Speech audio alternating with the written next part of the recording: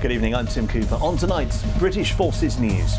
The UK carrier strike group reaches Singapore. The commander defends their activities in the South China Sea. We have seen Chinese activity. They've been exercising as they are absolutely able to, and so have we. But there's been no incidents that have caused me any concern. Also tonight, lifting the taboo of fainting, a new study into how it affects the UK military.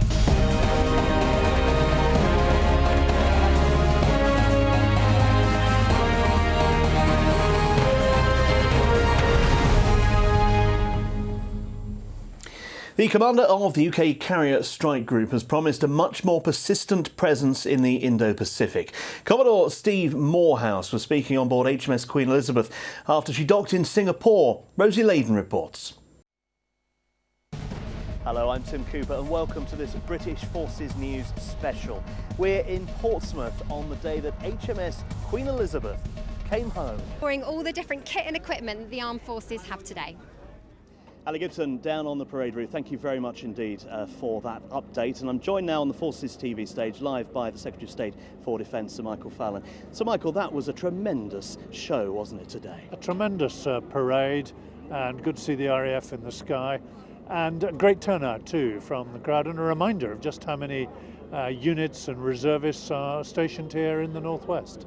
Yes, absolutely. It has a big heritage both in the past and today of providing the armed forces with personnel.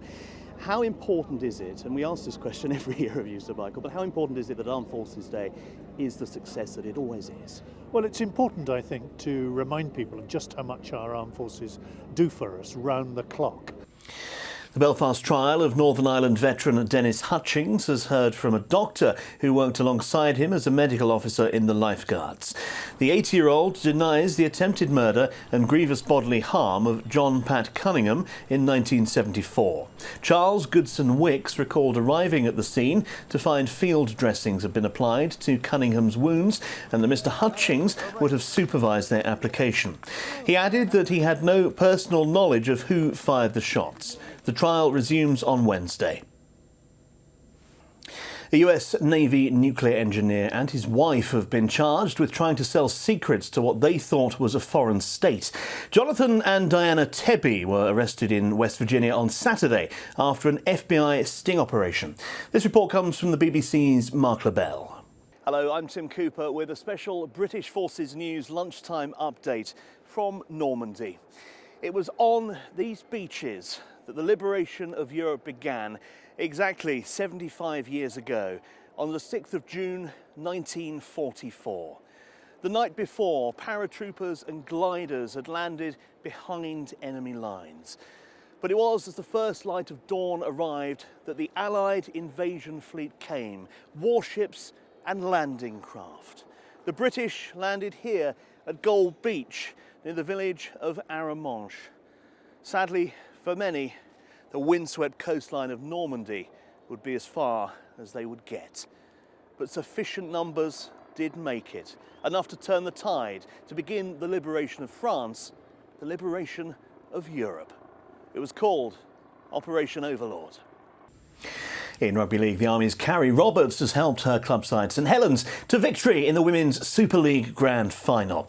They overpowered Leeds Rhinos, scoring 6 tries in a 28-0 win at Headingley, having already won the Challenge Cup and the League Leaders' Shield. Staff Sergeant Roberts and her team now have their 3rd trophy of 2021. Military golfing rivalry is being renewed this week at the Simpson Cup in New York. 13 injured, wounded or sick British veterans take on the United States in the 9th edition of this Ryder Cup-style competition. Kath Brazier's been speaking to the founder of the tournament, John Simpson. Nice to meet you, Tim, from BFBS. And Prince Harry himself used a version of that analogy when I interviewed him last March at the Endeavour Fund Awards. His pride and respect for serving and veteran undimmed. As I always say, once served, always serving. Despite the fact he's now wearing a uniform, it's still in there, and that's. This is the Castel St Elmo, perched high above Naples. A castle started in 1329, and from here, well, you really do get the best panoramic view of this vibrant Italian city. It's a really different way of life here. So how do British military personnel, their families, cope when they're deployed to the NATO base, which is just north of Naples? Well, I've been looking at the comings and goings here at this testing facility for the last half an hour or so, from a safe distance on a public highway, and I would estimate there must have been about 20 cars going through to be tested in that short amount of time. This is their third day of testing, so they must have tested hundreds of island residents. And you can get more of that interview with John Simpson in the new Forces Sport podcast. Let's check in on the weather picture, though, around the Forces world. Here's Claire Nazir. Hello there. All eyes are on the southeast of Europe, where we'll see. Time now to bring our coverage here in Normandy to a close. It's been an emotional day for the veterans, in their 90s and beyond now, but they'll never forget those who didn't make it back from the beaches. Let's look once again at their amazing journey back to where it began. Rain clear with some sunshine to follow for the Falklands. That's all for now. You can stay across the latest news on our website and also our social media platforms, and there are regular updates as ever over on BFPS Radio. For now, from me and the team, thanks very much for watching. Bye-bye.